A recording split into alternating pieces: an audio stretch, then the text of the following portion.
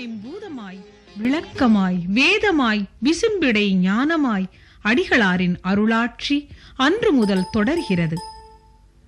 அருள்மிகு ஆதிபராசக்தி சித்தர் பீடத்தை அடிகளார் அலங்கரிக்க, அன்னையோ அவரை இன்னும் பல படிகள் மேலேற்ற வேண்டி மகனை மகானாக்க ஆச்சாரிய அபிஷேகம் செய்ய வைக்கிறார். அன்னையே எழுந்தருளி அபிஷேகத்தையும் ஏற்றருளுகிறார். ஆச்சாரிய குருதேவராய் அன்னை அவரை கண்டு கண்டு மகிழ்கிறாள். ஆன்மாக்களோடு உறவாடவே அடிகளார் மூலம் அன்னையார் அருள்வாக்கு அளிக்கிறார்.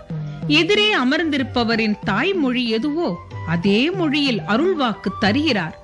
உளக்குறைகளை நிவர்த்தி செய்கிறார். உடல் குறைக்கு மருந்தும் சொல்கிறார். 21 சித்தர்கள் இருந்தாண்ட பூமி இது. வடமலையப்ப பிள்ளையன் பாடிய மச்ச புராணத்தில் 108 சக்தி பீடங்களை குறிப்பிடுகிறார். அதிலே 71வது பீடமான சித்தவனமாக குறிப்பிடப்படுவது மருவத்தூர் திருத்தலம் என்று அறிஞர்கள் கருதுகிறார்கள். இந்த திருத்தலத்தில்தான் ஆதிபராசக்தியே அடிகளார் மூலமாய் பேசாதாரை பேச வைக்கிறார், காணாதாரை காண வைக்கிறாள், கேளாதாரை கேட்க வைக்கிறாள். அதர்வண பத்ரகாளி ஆலயத்திலோ பில்லி சூன்யம் முதலிய பிழைகளையும் தீர்த்து வைக்கிறாள்.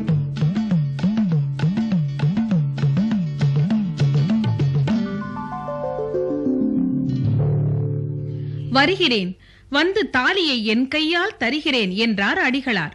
அங்கே பாதிரிபுரத்தில் திருமண வீட்டில்